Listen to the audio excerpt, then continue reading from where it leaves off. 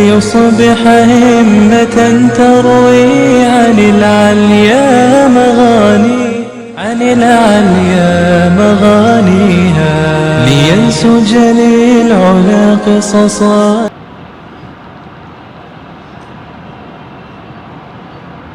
بسم الله الرحمن الرحيم. عن ابي رافع اسلم مولى رسول الله صلى الله عليه وسلم ان رسول الله صلى الله عليه وسلم قال: من غسل ميتا فكتم عليه غفر الله له 40 مرة. حضرت ابو رافع اسلم رضی اللہ عنہ رسول اللہ صلی اللہ علیہ وسلم کے آزاد کردہ غلام ہیں. وہ فرماتے ہیں کہ آپ صلی اللہ علیہ وسلم نے فرمایا: من غسل میتا فکتم علیہ، جو شخص کسی میت کو غسل دے پس وہ اس کی پردہ پوشی کرے تو غفر اللہ له 40 مرہ، تو اللہ تعالیٰ اسے 40 مرتبہ معاف فرمائیں گے. اس حدیث میں میت کو غسل دیتے ہوئے اگر کسی عیب کا ظاہر ہونا سامنے آ جائے تو وہ میت اگر مسلمان ہے اور کھلی فاسق و فاجر نہیں ہے تو ایسی میت کے اس عیب پر پردہ ڈالنا، اس پر اللہ کے نبی نے فضیلت سنائی کہ اللہ رب العزت ایسے شخص پر جو اس میت کے عیب پر پردہ ڈالے اور وہ کسی کو نہ بتائے تو اللہ تعالیٰ اس کی 40 مرتبہ بخشش فرمائیں گے. دیکھیں، ایک ایسا شخص ہے کہ جو کھلم کھلا فاسق ہے اور دین کا دشمن ہے. اگر ایسے شخص کی میت کے ساتھ کوئی ایسا واقعہ ہو جائے کہ اس کی شکل بگڑ جائے یا اس کے اوپر کوئی ایسا عذاب کی صورت نظر آئے تو اس کو تو لوگوں کو بتانا چاہیے تاکہ دوسرے لوگ عبرت حاصل کریں. گانا گاتا تھا سب کے سامنے، شراب سب کے سامنے پیتا تھا، یا منافق قسم کا آدمی تھا، یا صحابہ کا گستاخ تھا، یا اور دیگر شرک و بدعات میں پڑا ہوا تھا اور لوگوں کو بھی اس کی ترغیبیں دیتا تھا. تو ایسا شخص اگر اس کا کوئی عیب ظاہر ہو جائے تو اس کو تو لوگوں کو بتانا اس نیت سے کہ لوگ عبرت پکڑیں، دیکھ لے بھائی تیرے ساتھ بھی ایسا نہ ہو، اور پتہ چلے کہ یہ باطل کام کر رہا تھا اور باطل عقیدے پہ تھا. لیکن ایک عام مسلمان جو کھلم کھلا فاسق و فاجر نہیں تھا، اگر گناہگار تو وہ تو ہر انسان ہے، گناہ کرتا بھی تھا تو چھپ کے کرتا تھا، تو ایسے شخص کی اگر کبھی میت ایسی عیب اس کا ظاہر ہو جائے تو اس کو چھپانا چاہیے. اس پر اللہ کے نبی فرماتے ہیں کہ اس عیب کو چھپانے والا اللہ تعالیٰ اس کی 40 مرتبہ مغفرت فرمائیں گے. اب بعض دفعہ دیکھیں، ایک شخص اگر مستقل دوائیاں کھا رہا ہے، یہ ضروری نہیں ہے کہ اگر کسی میں کوئی ہے تو وہ گناہگار اب وہ جہنم میں چلا گیا اور یوں ہے. ایک شخص لمبے عرصے کا مریض ہے اور وہ دوائیوں کا استعمال بہت کر رہا تھا اور ہیوی قسم کی ڈوز استعمال کر رہا تھا، بڑی ہیوی اینٹی بائیوٹکس. تو فطری چیز ہے کہ پھر مرنے کے بعد اس کے جسم سے اسمیل تو آنا شروع ہوتی ہے کیونکہ ان دوائیوں کا اثر ہے. تو یا ایک شخص وینٹیلیٹر پہ 4 10 دن ہے. اب جب اس کو وینٹیلیٹر سے اتارا جائے اور وہ مر جائے تو ظاہر بات اس کا جسم پھول جائے گا، اس کا چہرہ پھول جاتا ہے. تو ہم اس پر تجزیہ شروع کر دیں، دیکھو یہ کیسا ہے یار، اس کے دیکھو شکل کیسی ہو گئی، یا دیکھو اس کے جسم سے ایسی اسمیل آ رہی تھی.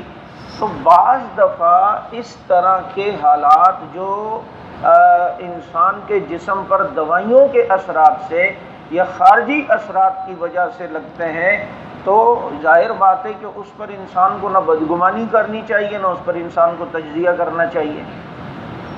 تو اس لیے ہر ایک پر ہم اپنی طرف سے فتویٰ بھی جو ہے وہ نہیں لگا سکتے کہ جناب یہ تو بڑا گناہگار تھا، یہ تو بڑا فاسق و فاجر تھا. تو اللہ رب العزت نے اگر اس شخص کا ایک عام مسلمان تھا، گناہ چھپ کے کرتا تھا اور اتنا گناہگار بھی نہیں تھا، اگر کوئی عیب غسل دینے والے کے سامنے ظاہر ہو جائے تو اسے چھپانا چاہیے۔ اللہ تعالیٰ ایسے شخص کی 40 مرتبہ بخشش و مغفرت فرماتے ہیں۔ یہ میں نے باب اس لیے لیا ہے کہ ابھی کچھ درس شاید 1-2 جمعہ چلیں میت کے متعلق مسائل۔ تو سب سے پہلے تو یہ ہے کہ جب ایک انسان نزع کی حالت میں اور وہ مرنے کے قریب ہو تو جو اس کے قریب کھڑے ہوں ان کو کیا کرنا چاہیے، اور خود جو مرنے والا ہے اسے کیا کرنا چاہیے۔ بعض دفعہ اس کے گھر کے سارے افراد کو وہاں بچوں کو جمع کر دیا جاتا ہے، اور جناب بیٹے بھی بیوی بھی، تو وہ تو اس آخری لمحے میں اپنے بچوں کو ہی دیکھ رہا ہوگا، ان کی جدائی کا افسوس ہو رہا ہوگا، وہ غم صدمہ اس کے اوپر اتنا حاوی ہوگا۔ اس وقت تو ضرورت ہے کہ اس آخری لمحے میں خوب اللہ کی طرف متوجہ ہو جائے، کیا پتہ اسی لمحے اللہ تعالیٰ معاف فرما دیں اگر یہ شخص گناہگار ہے۔ تو اسے چاہیے، بلکہ گھر والوں کو بھی چاہیے کہ اس کے قریب لقنوا موتاکم لا الہ الا اللہ، حدیث میں آتا ہے اپنے مرنے والوں کے قریب کلمہ تلقین کیا کرو، اسے کلمے کی تلقین کرو۔ اور کلمے کی تلقین کیا ہے کہ گھر والے خود بھی کلمہ پڑھنے لگ جائیں، تھوڑے سے بلند آواز سے، اتنے چیخ کے بھی نہیں، اتنی بلند آواز سے کہ میت سن لے، اور جو مرنے والا ہے وہ سن لے، جس کی موت قریب ہے، تاکہ اگر وہ بھولا ہوا ہے تو اسے وہ کلمہ یاد آ جائے۔ اور ایسے موقع پر اسے توبہ کرنی چاہیے۔ یہ دیکھیں یہ لمحہ ہر ایک کے سامنے آنا ہے، موت برحق ہے، تو ایسے موقع پر انسان اللہ تعالیٰ سے معافی مانگے کہ یار کیا پتہ اسی آخری لمحے میں اللہ معاف فرما دے، کیونکہ اللہ تعالیٰ نے تو مہلت دی ہے نا کہ اگر کسی شخص کی روح اگر اس کے پاؤں سے، گھٹنوں سے اور پیٹ سے بھی نکل گئی ہو، اور وہ اس وقت بھی اللہ سے معافی مانگے گا، اللہ تعالیٰ اس وقت بھی اسے معاف فرما دیں گے، حتیٰ یغرغر، ہاں یہاں تک کہ جب یہ روح گلے تک آ جائے اور غرغرے کی حالت ہو جائے، اب توبہ کا دروازہ بند ہو جاتا ہے۔ اس کے علاوہ جو ہے ابھی پیٹ سے بھی روح نکل گئی، گھٹنوں سے، لیکن ابھی اوپر کا جسم رہتا ہے اور گلے تک وہ روح نہیں آئی، تو اللہ رب العزت نے اس وقت تک بھی توبہ کا دروازہ کھولا ہوا ہے۔ میں اس دن ایک ساتھی کو کہہ رہا تھا یار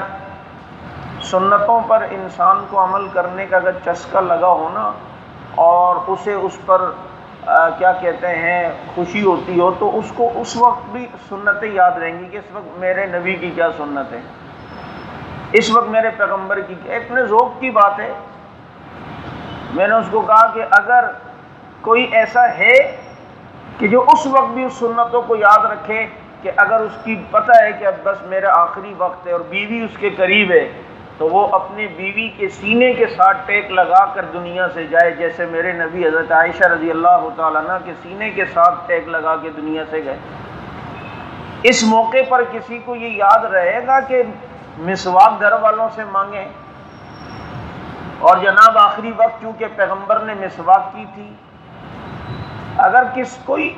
اس لمحے میں یہ سنتیں پوری کر رہا ہو تو مجھے بتائے اللہ کو رحم نہیں آئے گا، اس پر ترس نہیں آئے گا کہ اس موقع پر بھی اسے اپنے بیوی بچے گھر بار یاد نہیں، یاد ہے تو میرے نبی کے طریقے یاد ہیں۔ تو یہ دلیل ہے کہ یہ آخر وقت تک اپنے پیغمبر کو یاد رکھے ہوئے، اور یہ ملت رسول پر جا رہا ہے دنیا سے۔ تو بہرحال یہ تو میں نے کہا ایک ذوق اگر ہو تو پھر انسان یہ چیزیں کرتا ہے، تو آخری وقت میں انسان کو توبہ کرنی چاہیے۔ کبھی بھی میت کو، جو آدمی مرنے والا ہو، اس کو یہ نہیں کہنا کہ کلمہ پڑھیں، تو چلے اب کلمہ پڑھیں، بھائی اس وقت وہ تکلیف میں ہے، کیا پتہ غصے میں کہہ دیں نہیں پڑھتا ہوں بھائی تجھے اپنی پڑھی ہوئی ہے، تو وہ تو بس گیا نا، اس کی تو دنیا بھی گئی آخرت بھی گئی۔ تو اس کا طریقہ یہ ہے کہ آپ خود پڑھنا شروع کر دیں، جب اسے یاد آئے گا تو وہ خود جو ہے وہ پڑھنا شروع کر دے گا۔ اب اگر آپ دیکھ رہے ہیں کہ کسی کی میت، کسی کی روح بڑی مشکل سے نکل رہی ہے، اور یہ پتہ بھی چلتا ہے بعض دفعہ 2-2 3-3 دن تک گلے میں روح پھنسی ہوئی ہوتی ہے، نزع کی حالت میں جسم کے اور اعضاء سے روح نکل چکی ہوتی ہے۔ اچھا، ایسی زیادہ تر روح جو نکلتی ہے مشکل سے اور پھنس جاتی ہے، یا تکلیف میں آ جاتی ہے اور ایک ایک دن تک روح پھنسی رہتی ہے، تو عموماً دیکھا گیا ہے ایسا بخیل آدمی کے ساتھ ہوتا ہے، جس کو ہم کہتے ہیں کنجوس آدمی، جس کے دل میں دنیا کی محبت زیادہ ہے نا، اس لیے کنجوس ہے نا، تو اس کی روح اپنی ساری چیزوں کی طرف متوجہ ہو، یار یہ بھی چھوڑ کے جا رہا ہوں، یار یہ بھی چھوڑ کے، یہ بھی چھوڑ کر۔ اپنے تجربات بھی میرے سامنے ہیں کہ جو دنیا میں بہت کنجوس رہا، اپنے پہ بھی خرچ کرنے میں سوچتا تھا یار کھاؤں یا نہیں کھاؤں، چل چھوڑ یار نہیں کھاتا ہوں، بھی پیسے بچا لو۔ ابے بھائی یہ کمایا کس لیے؟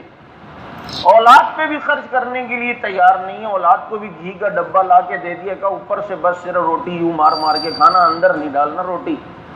اس کو سال بھر بھی چلا ہوا تو ختم نہیں ہوگا۔ تو ایسے کنجوس مکھی چوس کا حال پھر زیادہ تر جو تجربے میں بات آئی ہے، بخیل اور کنجوس آدمی کی روح بڑی مشکل سے نکلتی ہے، یا جس کے دل میں دنیا کی محبت بہت زیادہ ہو۔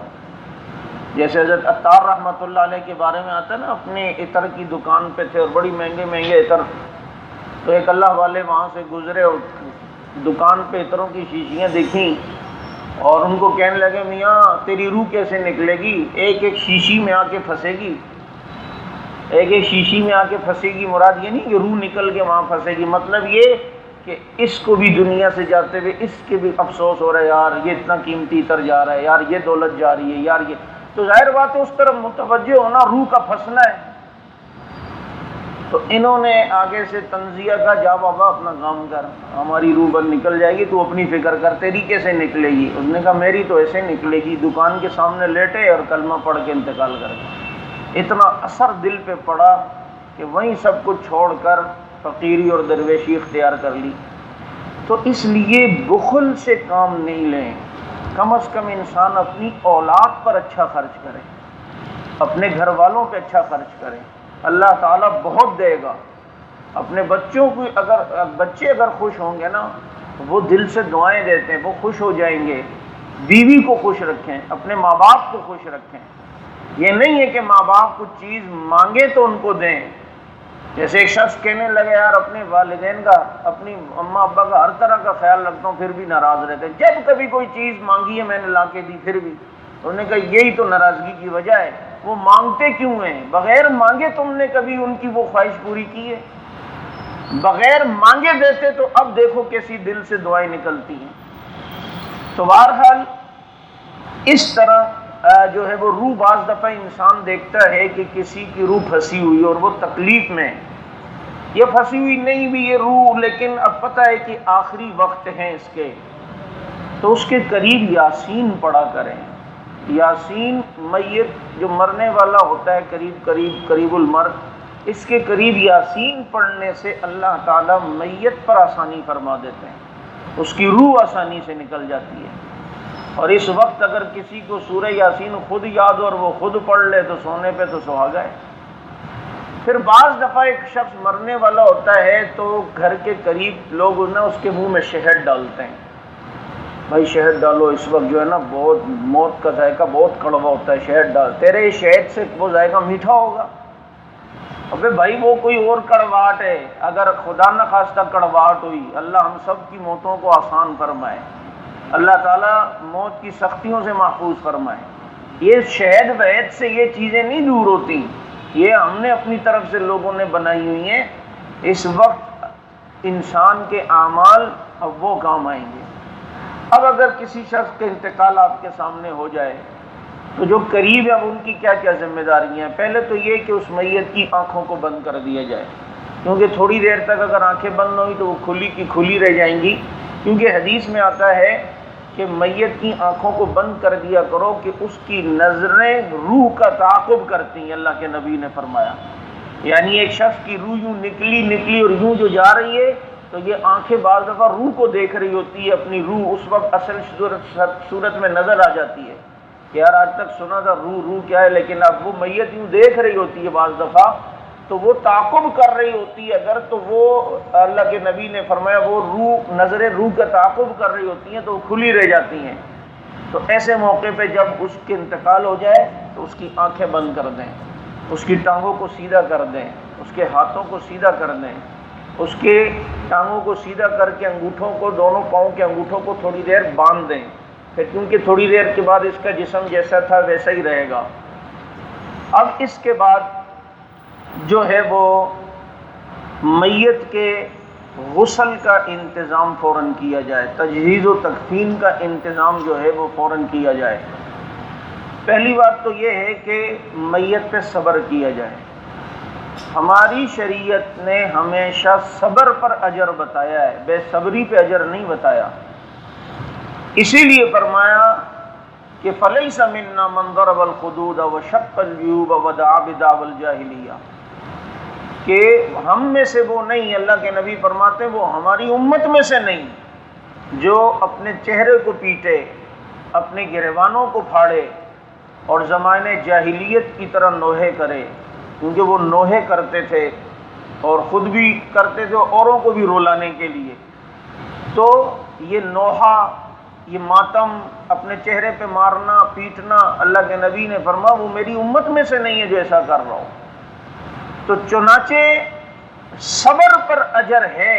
بے صبری پر اجر نہیں ہے۔ شریعت کا مزاج صبر کا ہے، بے صبری کا نہیں۔ اس لیے ان اللہ مع الصابرین فرمایا،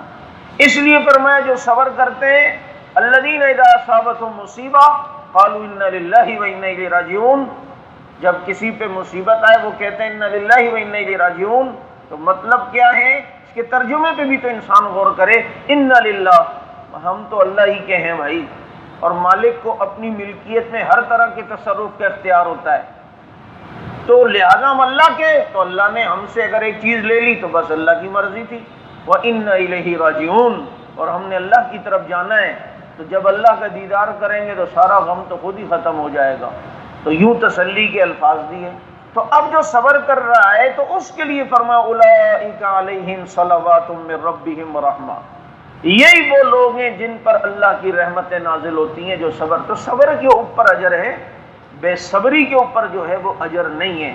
اور صبر میں بھی صبر جمیل، کہ جو اول وقت میں ہو، اب 3 دن کے بعد کہہ رہے ہیں نہیں یار مجھے صبر آ گیا ہے، وہ تو خود ہی آنا ہے، اس وقت صبر ہو۔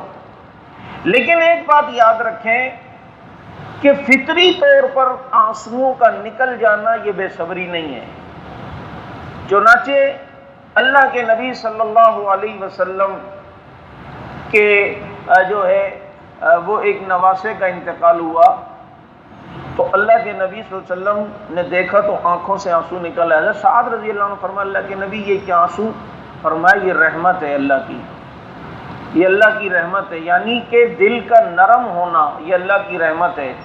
او جزا و فضا یہ شریعت نے منع کی ہے، بے صبری کرنا، گریبان پھاڑنا، واہ واہ کرنا، ہائے ہائے کرنا، سینہ پیٹنا، اپنے چہرے کو پیٹنا، اور جناب ایسے وقت میں الٹے سیدھے الفاظ منہ سے نکالنا، تو یہ بے صبری ہے۔ فطری طور پر غم سے انسان کے آنسو کا آ جانا یہ تو رحمت ہے۔ تو لہذا صبر جمیل جو اول وقت میں ہو، اور صبر کہتے ہیں جس میں غیر شرعی کام نہ ہو، غیر شرعی کام، غم ہوتا ہے وہ تو فطری چیز ہے، آنسو کا نکل جانا وہ فطری چیز ہے، لیکن بے صبری کس کو کہیں گے؟ کہ جس میں اللہ اور رسول کی نافرمانی ہو، آسان معنوں میں یہ ہے۔ اب میت کے غسل کا جو ہے وہ انتظام کیا جائے سب سے پہلے، اس کے لیے جو اس کے قریبی رشتہ دار ہیں وہ غسل دیں، پہلا حق ان کا ہے۔ اور ہم تو یہ کوشش کرتے نا مولوی صاحب کو بلا کے لائیں، وہ بعض دفعہ لوگ اس لیے کرتے ہیں کہ ان کو طریقہ نہیں آتا غسل کا، وہ میں بھی بتاتا ہوں مختصر، لیکن کوشش یہ کریں یہ طریقہ سیکھ کے خود غسل دینے کا حق اس کا ہے۔ بہت سے لوگ ڈرتے ہیں اس سے، بہت سے خاندانوں میں یہ ہوتا ہے کہ یار ہاتھ لگائیں گے کہیں وہ چھو نہ لگ جائے، سایہ نہ لگ جائے۔ میں کہا کرتا ہوں پھر اس وقت وہ میت کے جو ہے نا وہ نیچے کی بنیان ہوتی ہے، یا جو صابن استعمال ہوتا ہے، یا جو کیا کہتے ہیں تولیہ استعمال ہوتا ہے میت کا جسم سکھانے میں، وہ چٹائی استعمال، وہ سب دیہاتوں میں کیا کرتے تھے لوگ مولوی کو دے دیتے تھے، مولوی صاحب یہ، وہ کیونکہ ڈرتے تھے یار یہ صابن اس پر لگا ہوا ہے میت پہ اور یہ اندر کی بنیان ہے، اور یہ اچھا اتنے سیانے ہیں کہ اگر میت کو گھڑی پہنی ہوگی وہ مولوی کو نہیں دیں گے، تو بھائی وہ بھی تو اس کے جسم کے ساتھ لگی ہوئی تھی نا، ادھر بھی تو چھو لگ جائے گا۔ میت نے اگر قیمتی انگوٹھی پہنی ہوگی وہ بھی نہیں دیں گے، دیں گے بھی تو اندر پسینے والی بنیان یا وہ 10 روپے والا صابن اور یہ اور وہ تو یہ چیزیں جو ہے نا، اور چپل اگر اس نے اشپا پیس کے پہنے ہوئے ہوں گے تو وہ بھی نہیں دیں گے۔ بھائی وہ اس چپلوں میں مرا ہے تو اس پہ بھی تو بہت سایہ لگے گا، وہ فوراً پہنچایا کرو مولوی صاحب کو۔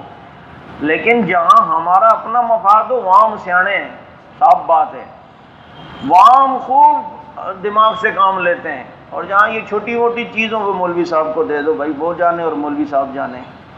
اب اس میں یاد رکھیں کہ غسل کے لیے سب سے پہلے تو ایک مسئلہ سمپل یہ یاد رکھیں، یہ جو بھی میں چیزیں بتاؤں گا یہ کوئی فرض واجب نہیں ہے۔ اگر کسی نے میت کو سادہ پانی سے غسل دے دیا تب بھی غسل ہو جائے گا، اور غسل خود دینے کی کوشش کریں، کیونکہ غسل دینے کی فضیلت حدیث میں آئی ہے کہ جو شخص میت کو غسل دے وہ گناہوں سے ایسا پاک ہو جاتا ہے جیسے آج ہی ماں کے پیٹ سے پیدا ہوا ہے۔ اور آپ کو پتہ یہ فضیلت حج کرنے والے کے لیے، اور یہی فضیلت اللہ کے نبی غسل دینے والے کو فرما رہے ہیں، اور فرمایا جو میت کو غسل دے ایسا پاک ہو جاتا ہے جیسے آج ماں کے پیٹ سے پیدا ہوا، اور جو میت کو کفن پہنائے اللہ تعالیٰ اسے جنت کا جوڑا پہنائیں گے، اللہ تعالیٰ اسے جنت کا جوڑا۔ یہ مرنے والے مسلمان کے لیے جو حق اس کا پورا کر رہا ہے اتنی فضیلت ہے، تو زندہ مسلمان کے ساتھ اچھا سلوک کرنا کتنی فضیلت ہوگی۔ تو اس لیے جو ہے وہ کفن پہنانے کی یہ فضیلت اور میت کو غسل دینے کی یہ فضیلت۔ اب غسل کے متعلق ایک مسئلہ یاد رکھیں کہ یہ عمل مستحب ہے کہ جو شخص میت کو غسل دے وہ پہلے خود غسل کر لے، اور میت کو غسل دینے کے بعد بھی خود غسل کرے، یہ مستحب ہے۔ اس کو لوگوں نے فرض سمجھ لیا ہے، واجب سمجھ لیا، یہ ضروری نہیں ہے،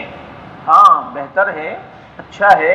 مستحب عمل ہے۔ حدیث میں اس کی ترغیب آئی ہے کہ میت کو غسل دینے سے پہلے انسان خود غسل کر لے، لیکن اگر کسی نے غسل نہیں کیا اور بغیر غسل کے میت کو غسل دے رہا ہے تو یہ بھی ٹھیک ہے، اور غسل جو ہے وہ ہو جائے گا۔ اب اس کے لیے بیری کے پتے لے لیں، اور یہ ساری چیزیں آج کل بنی ہوئی ملتی ہیں، وہ پانی میں گرم کر لیں، پانی گرم ہو رہا ہے اس میں وہ پتے ہیں، تو یہ اس لیے کہ جسم کو یہ اچھی طرح صاف کرتا ہے۔ اور دنیا میں بھی آپ اگر بیری کے پتے کے پانی کو گرم کر کے اگر دن میں آپ گرمی میں ہم نہائیں تو ہمارے جسم کا میل بھی جو ہے وہ ختم ہوگا۔ کبھی کبھی کرنا بھی چاہیے تاکہ وہ والا غسل بھی یاد آئے، وے بھائی یہ تو وہی والا غسل ہے، اور صفائی کا ذریعہ ہے۔ اب اس میں پانی گرم کر لیا۔ اب یہ یاد رکھیں کہ میت کو جس پانی سے ہم نے غسل دینا ہے وہ موسم کے مزاج کے مطابق ہو۔ اب ایسا نہیں ہے کہ جون جولائی کی سخت گرمی چل رہی ہے اور آپ ہلکا ہلکا نیم گرم پانی اس سے میت کو غسل دے رہے ہیں۔ یہ میت بھی یہ گرمی سردی اور یہ وزن یہ چیزیں محسوس کرتی ہے۔ یہ عموماً دیکھا گیا ہے کہ اس بیچارے کو جو ہے کہتا ہے بھائی تو اب چلا گیا، اب تجھے بتاؤں گا میں گرم پانی سے، نہیں بھائی جیسا موسم ہے اس گرم پانی میں ٹھنڈا پانی اتنا ملا لیں کہ اس موسم کے لحاظ سے پانی جو ہے وہ مزاج کا بن جائے۔ سردیاں ہیں تو تھوڑا زیادہ نیم گرم ہوگا، گرمیاں ہیں تو تھوڑا اس مزاج کے مطابق اس میں نیم کا پانی آپ ملاتے چلے جائیں ایک بالٹی میں جس میں صاف پانی ہو، تو اب وہ اس سے اندازہ ہو جائے گا کہ اس پانی سے اس موسم کے لحاظ سے میت کو غسل دینا ہے۔ میت کو غسل دینے کے لیے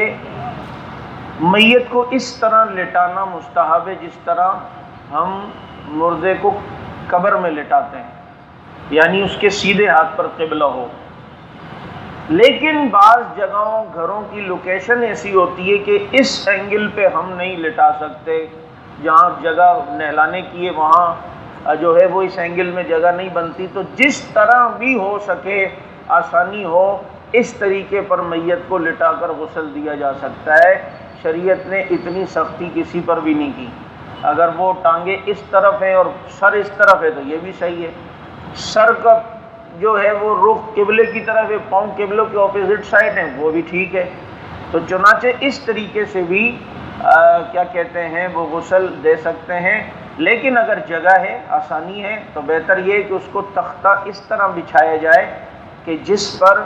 میت اس طرح لٹائی جائے جیسے قبر میں لٹائی جاتی ہے، یعنی کہ اس کے دائیں طرف جو ہے وہ قبلہ پڑے. اب اگر میت ایک شخص ڈوب کے مر گیا، اب 3 دن بعد اس کی لاش دریا سے یا سمندر سے نکلی، تو بھائی وہ تو پورا گیلا ہو چکا ہے نا،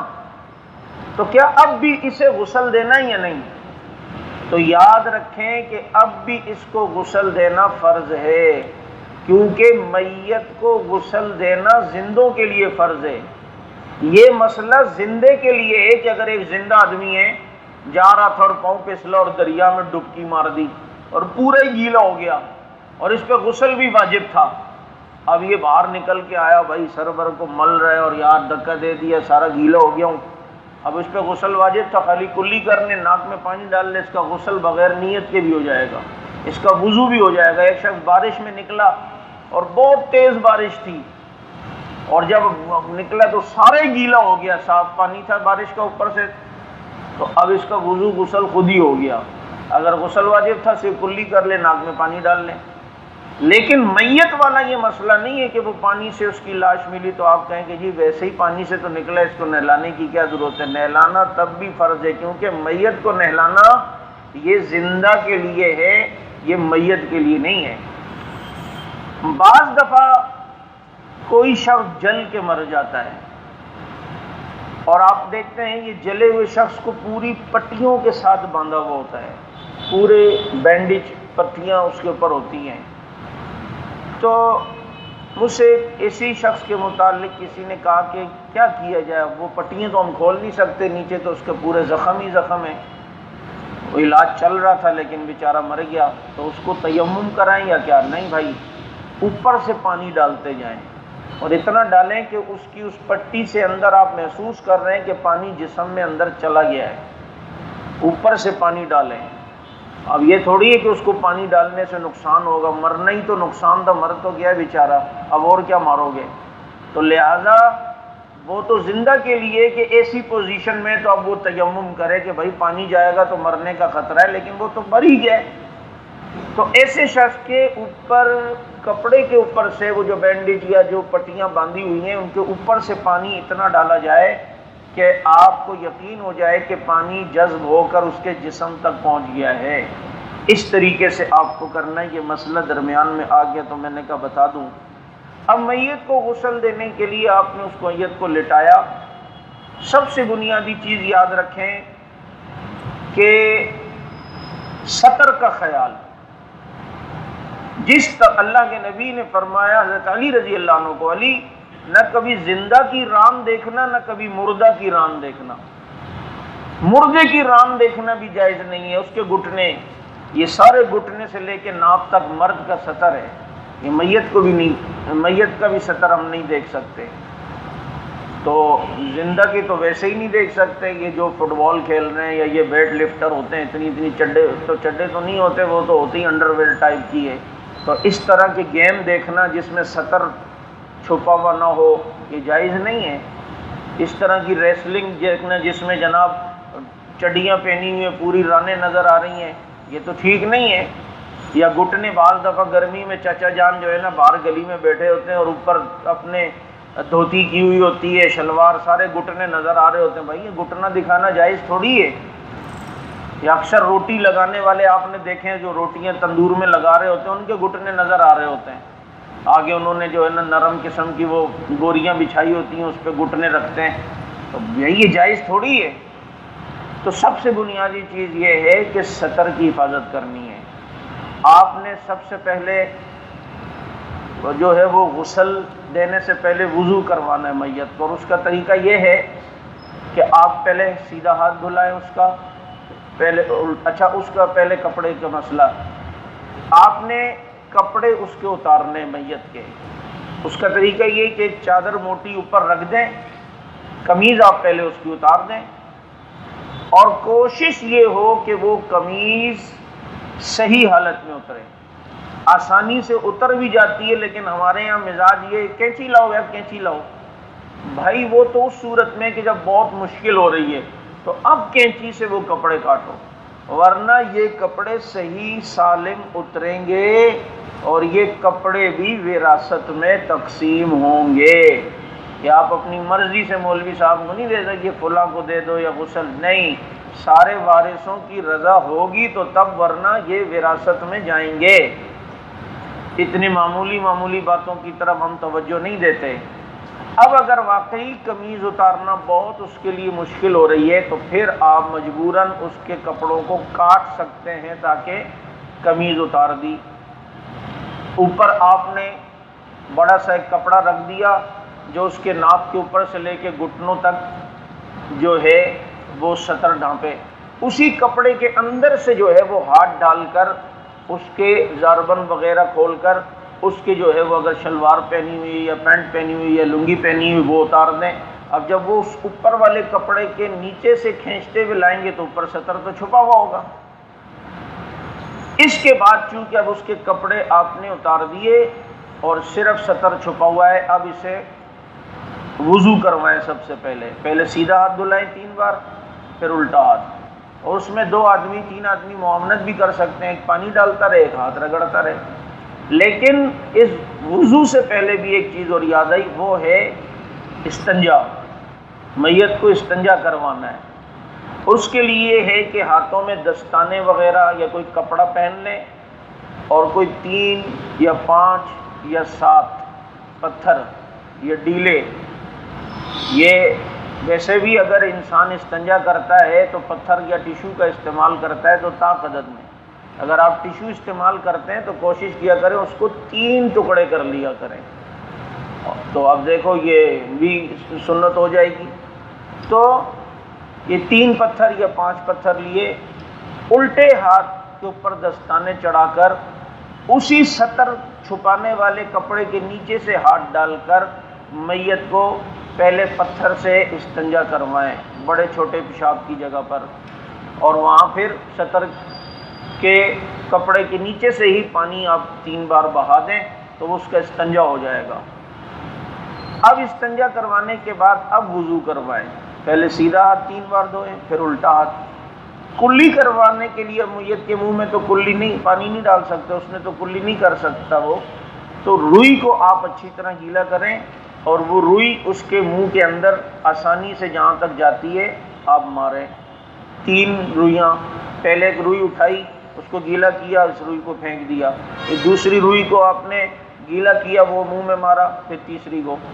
پھر اس کے بعد ناک میں پانی تو نہیں ڈال سکتے، اس کا طریقہ بھی یہی ہے، روئی کو آپ نے گیلا کیا اور نتنوں کے سائز کی وہ روئی بنا لی، اور گیلا کرنے کے بعد دائیں اور نتنے میں اور بائیں نتنے میں ماری، وہ روئی پھینک دی، پھر دوسری روئی اٹھائی دائیں اور بائیں نتنے میں ماری، وہ پھینک دی، پھر تیسری روئی۔ اب اس کے بعد میت کے ناک میں روئی کو ذرا رکھ دے، دبا دے، تاکہ ابھی آپ منہ دھلائیں گے تو وہ ناک میں پانی نہ جائے، اور اگر اس کا منہ کھلا ہوا ہے تو منہ پر بھی روئی رکھ دیں۔ اب ناک بھی ہو گیا، اب منہ دھلوائیں، 3 بار منہ دھویا، پھر 3 بار اس کے کونیوں تک ہاتھ دھلائیں، پہلے سیدھا پھر الٹا، پھر آپ سر کا مسح اس کا کریں، پھر اس کے پاؤں دھلائیں۔ یہ میں بالکل آسان بتا رہا ہوں تاکہ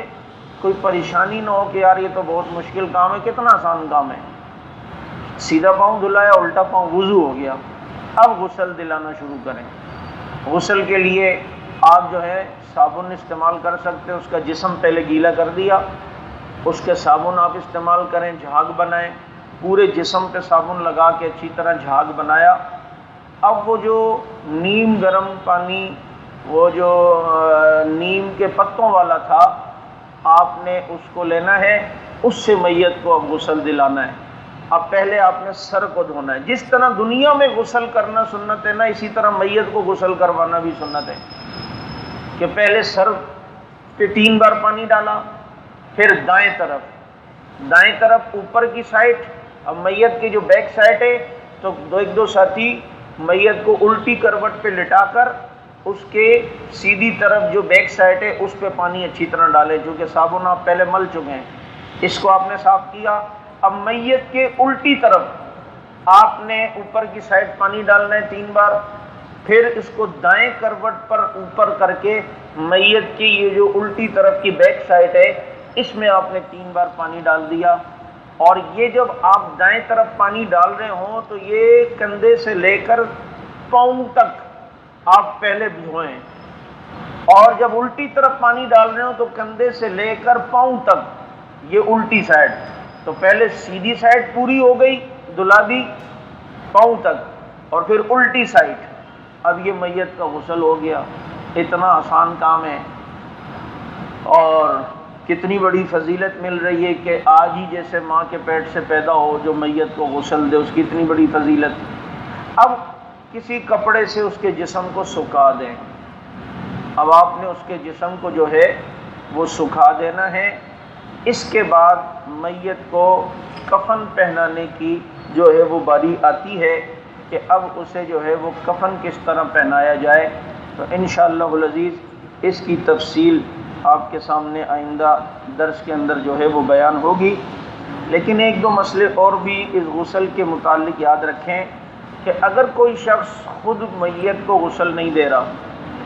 لیکن کسی کو اجرت پہ بلا رہا ہے کہ بھائی میں میت کو یار غسل دے دو تو ہم تمہیں اتنے پیسے دے دیں گے، تو یوں بھی کر سکتا ہے، لیکن اجرت لے کر جو شخص میت کو غسل دے گا اسے یہ فضیلت حاصل نہیں ہوگی، غسل ہو جائے گا لیکن یہ والا ثواب اسے نہیں ملے گا۔ اسی طرح ایک چھوٹا بچہ اگر وہ مر گیا اور وہ چھوٹا ہے تو اس کو اس کی ماں بھی غسل دے سکتی ہے، عورت بھی غسل دے سکتی ہے، کیونکہ ابھی تو وہ چھوٹا ہی ہے، 1 دن کا، 1 مہینے کا، 1 سال کا ہے، تو اس کو تو کوئی اور عورت بھی غسل دے سکتی ہے اس کے ماں کے علاوہ بھی، کیونکہ اس بچے کے ساتھ ابھی تک شہوت کا معاملہ نہیں ہے، نہ غسل دینے والی عورت پہ کوئی ایسی شہوت کا معاملہ ہوگا۔ تو چھوٹا بچہ، اسی طرح چھوٹی بچی ہے، اب بہت ہی چھوٹی بچی ہے، اس کو اس کا باپ بھی غسل دے سکتا ہے، اس کا والد یا اس کا بھائی، اس کا ماموں یا کوئی مرد بھی اسے غسل جو ہے وہ دے سکتا ہے، لیکن جو بچے ذرا بڑے ہیں ان کو مرد ہی غسل دیں گے، اور جو لڑکی تھوڑی سی بڑی ہے اسے اس کے عورت ہی غسل دے گی، اب اسے مرد غسل نہیں دے گا۔ اسی طرح اگر نہیں ہے کوئی جو ہے وہ کیا کہتے ہیں مرد قریب، تو ایسی صورت میں عورت اپنے خامند کو غسل دے سکتی ہے، عورت اپنے خامند کو غسل دے سکتی ہے، شوہر کو غسل، کیونکہ وہ 4 مہینے 10 دن تک اس کی بیوی پھر بھی ہوتی ہے، اسی لیے میت کو بیوی شوہر کو ہاتھ لگا سکتی ہے مرنے کے بعد اگر شوہر مر گیا، لیکن شوہر مری ہوئی بیوی کو دیکھ سکتا ہے لیکن ہاتھ نہیں لگا سکتا۔ بعض لوگ پوچھتے ہیں نا مسئلہ کہ اگر بیوی مر گئی تو شوہر دیکھ سکتا ہے یا نہیں، تو شوہر دیکھ سکتا ہے، ہاں ہاتھ نہیں لگا سکتا، لیکن بیوی ہاتھ بھی لگا سکتی ہے، شوہر کو اگر مر گیا ہے تو دیکھ بھی سکتی ہے۔ بہت سے لوگ یہ مسئلہ پوچھتے ہیں کہ شوہر بیوی کے جنازے کو کندھا دے سکتا ہے، تو بھائی محلے کے غیر دے رہے ہیں تو یہ شوہر نہیں دے سکتا، کیوں نہیں دیکھ سکتا؟ تو اس لیے شوہر اپنی بیوی کے جنازے کو باقاعدہ کندھا دے سکتا ہے، ہاں ہاتھ نہ لگائے، اس کو قبر میں نہیں اتار سکتا۔ تو بیوی اپنے شوہر کو غسل دے سکتی ہے، لیکن شوہر اگر بیوی مر جائے تو شوہر اپنی بیوی کو غسل نہیں دے سکتا۔ بات سمجھ آ رہی ہے یا نہیں؟ شیعہ لوگ کہتے ہیں کہ وہ دے سکتے ہیں، کیوں؟ وہ کہتے ہیں کہ حضرت علی کے بارے میں آتا ہے حضرت فاطمہ کو انہوں نے غسل دیا تھا، تو یاد رکھیں جو یہ بات آتی ہے کہ حضرت فاطمہ کو حضرت علی اور اسماء بنت عمیس رضی اللہ تعالی عنہ نے مل کے غسل دیا تھا، مل سے مراد یہ ہے کہ غسل دینا، پانی ڈالنا، ہاتھ لگانا وہ حضرت اسماء بنت عمیس کر رہی تھیں، لیکن پانی لانا، پردے کے اندر سے صابن کا دے دینا، پردے کے اندر سے کپڑے کا دے دینا، یہ حضرت علی معاونت کر رہے تھے۔ تو عرب میں اس طرح کے الفاظ استعمال ہوتے ہیں کہ یہ کام دو آدمیوں نے مل کے کیا، تو اس سے یہ مراد نہیں حضرت علی خود پانی ڈال رہے تھے، ہاتھ لگا رہے تھے، وضو کرا رہے تھے حضرت فاطمہ کو، اور جناب ان کے جسم کے اوپر جو ہے وہ صابن مل رہے تھے، ایسی بات نہیں ہے۔ وہ ابو بکر صدیق رضی اللہ تعالی عنہ کی بیوی اسما بنت عمیس غسل دے رہی تھیں، پانی ڈالنا، وضو کرانا، غسل دلانا، باقی اس غسل میں معاونت، پانی کا لانا، برتن کا لانا، پردے کے اندر سے دے دینا، یہ حضرت علی رضی اللہ عنہ فرما رہے تھے۔ وہ Thanks for watching. Don't forget to like, comment, share and subscribe.